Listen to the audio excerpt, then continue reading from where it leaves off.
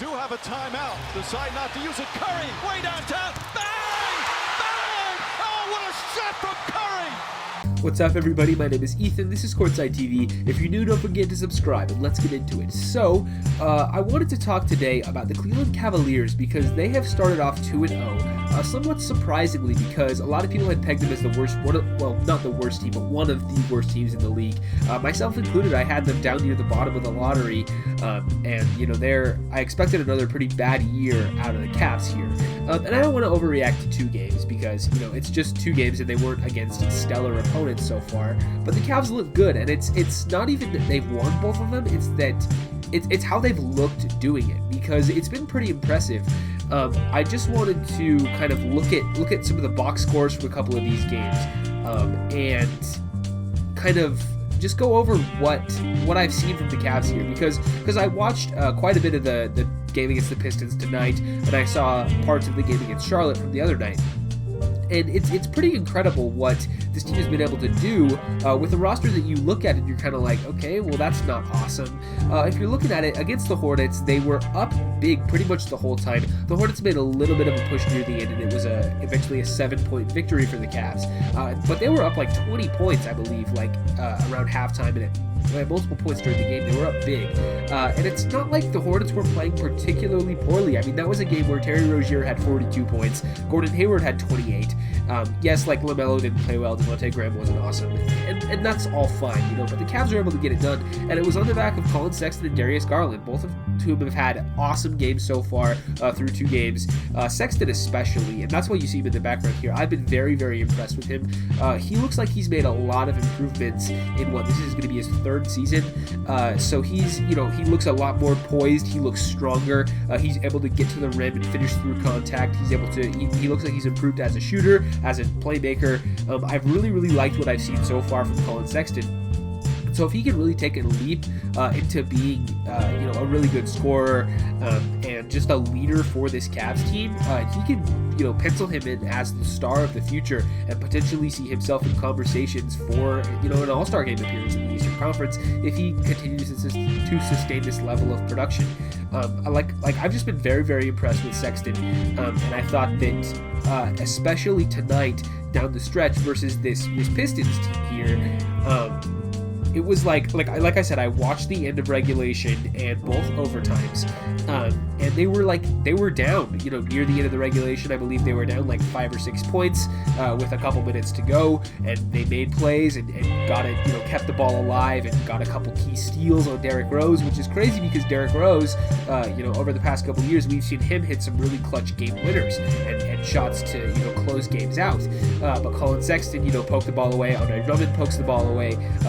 They get a couple key blocks, and they're able to get themselves back in it by making some shots off of those turnovers.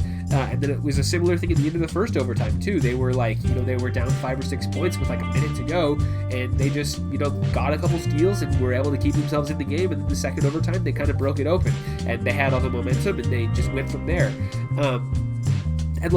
Again, against the Pistons here, the Pistons aren't a great team, but it's not like they were playing poorly. Blake Griffin had 26, I believe Jeremy Grant had 28, and Derrick Rose was pretty good as well. And so this Pistons team, they were also playing pretty well, and they had looked solid in their first game against the Timberwolves. So the Cavs have now 2 impressive wins, not great opponents, but the wins themselves have been very impressive. And I'm looking at their upcoming schedule here, and they actually have quite a bit of an opportunity to maybe have a couple statement wins here. They play against the 76ers tomorrow. They should be favored to win that game, especially coming off a back-to-back. I know Philly is as well, but they're going to be, maybe they're at home. If some things go right for them, they could possibly win. But then going beyond that, you have the New York Knicks, Pacers, the Hawks, the Magic twice, Grizzlies, Bucks, Grizzlies, Jazz, Knicks, Wizards twice. There's only a couple games in there where you're like, okay, they're for sure going to lose. Like probably that Bucks game, that at Jazz is going to be close. Actually, that's at home versus the Jazz. So even then, I don't know. These are all, they have a pretty soft schedule, over the next couple of weeks here. Not that any of these teams are horrible, but these are all winnable games for Cleveland, especially if they continue to play this way.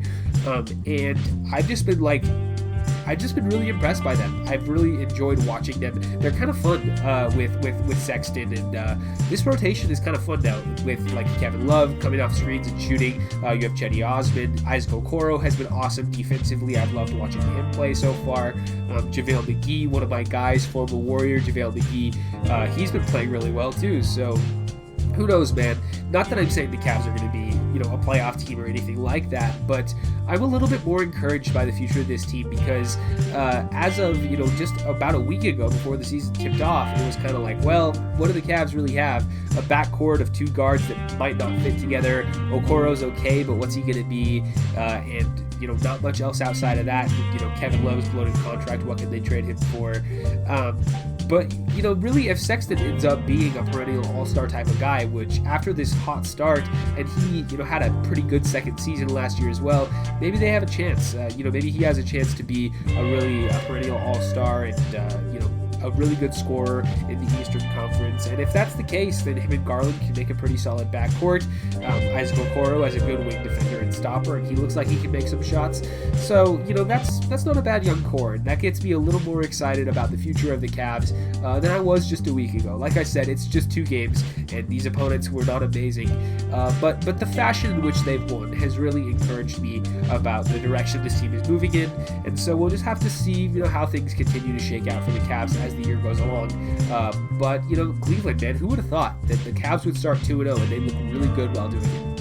Alright, so that's about all I got for you on the Cleveland Cavaliers. Like I said at the top of the video, if you do, don't forget to subscribe, leave a like, ring the bell if you want to, leave a comment letting me know what you think about the Cavs. Is this real or is this a mirage, and how good are they going to be as the season goes along?